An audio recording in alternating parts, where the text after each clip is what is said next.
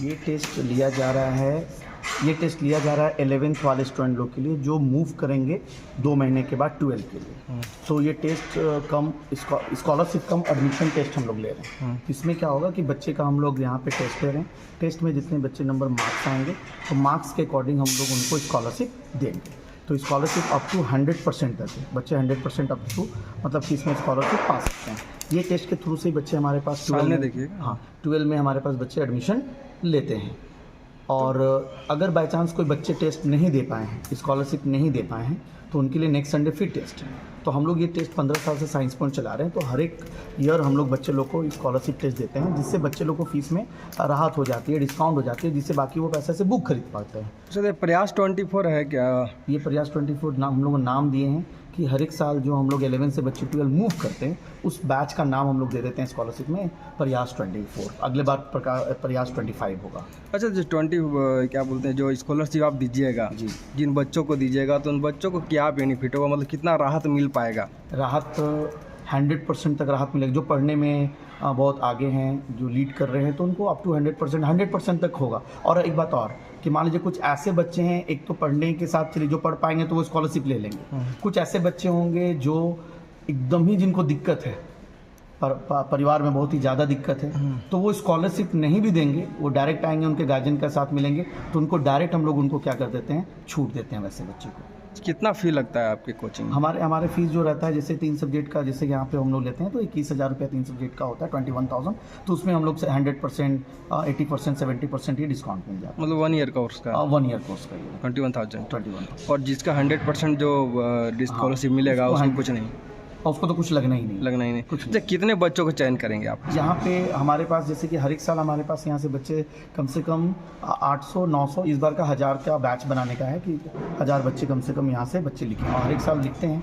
और जैक में चाहे CBSE में जैक टॉपर जो होते हैं सब अपने ही बच्चे होते हैं। नहीं, स्कॉलरशिप के लिए जो चयन कीजिएगा, कितने बच्चों को चयन कीजिएगा आप? इसमें ये रिजल्ट पर डिपेंड करता है कि अगर हो सकता है कि सारे बच्चे रिजल्ट अच्छा करेंगे तो सबको हम स्कॉलरशिप करेंगे बेस्ट क्वालिटी के साथ। आज कितने बच्चे शामिल हैं? आज बच्चे यहाँ पे हम लोग के बच्चे यहाँ पे लगभग अभी तक तो सुबह से लेकर 1200 से लेकर 1300 तक के बच्चे अभी स्कॉलरशिप टेस्ट एग्जाम दे रहे हैं। तो मैथ्स फैकल्टी हैं और इंस्टीट्यूट के डायरेक्टर भी हैं। बच्चे देखिए परेशान मतलब किस मामले में? मैंने पढ़ाई को लेकर के, फी को लेकर के, टीचर नहीं आ रहे हैं, इस तरह से।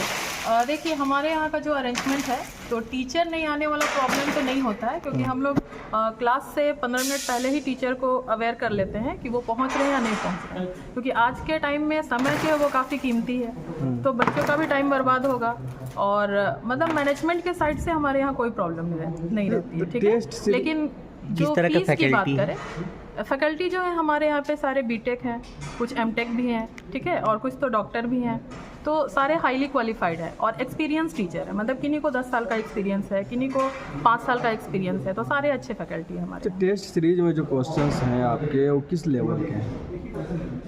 ये प्रयास के बारे में प्रयास के पूछें। हाँ, तो ये बेसिकली ये बोर्ड लेवल के ही क्वेश्चन है, मतलब जो बच्चों ने 11th में जितने पढ़ाई की है तो उन्हीं लेवल का क्वेश्चन है कि सारे बच्चे उसको बना पाए। मतलब हम लोगों ने इसमें लेवल क्या किया है, कुछ हार्ड क्वेश्चन भी रखे हैं, कुछ इजी क्वेश्चन भी रखे हैं कि बच्चे कम से कम कुछ नहीं तो उसको मतलब कर पाए, कुछ भी कर पाए उसमें। ठीक है मैम, जिस तरह से झारखंड बोर्ड है और CBSE बोर्ड है, इसके कंपैरिजन में बच्चे का जो IQ लेवल होता है वो तो डिफरेंट होता है। अभी इतने दिनों से पढ़ा रही हैं, तो क्या लगता है कि मतलब झारखंड बोर्ड के स्टूडेंट के लिए क्या कुछ करना होगा और इसकी पढ़ाई को लेकर के बेसिक कहाँ तक जाता है?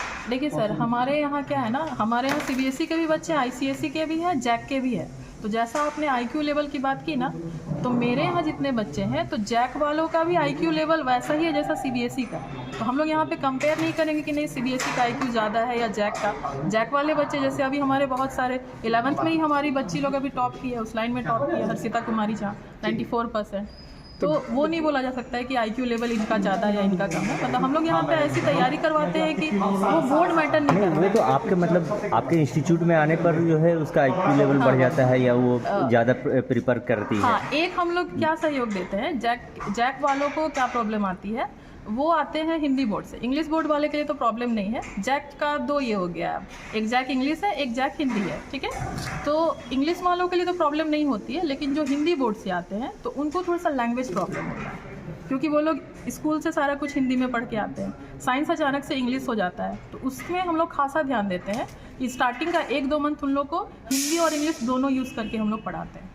अच्छा, तो उसमें उनका फिर जब हैबिट हो जाता है तो ऑटोमेटिक उनको इंग्लिश भी समझ में आने लगती है। अच्छा, जिस तरह से नई शिक्षा नीति आई है, जी क्या उस लेवल की भी मतलब उसको देख रेख में ही पढ़ाई होती है या फिर जी। अलग से? नहीं, उसी के देख रेख में होती है। जैसा सिलेबस जैसे जैसे चेंज होते जाता है हम लोग उसके अकॉर्डिंग बच्चों को प्रिपेयर करवाते हैं। अपना परिचय दे दीजिए। Doctor S Akhtar, chairman of science point.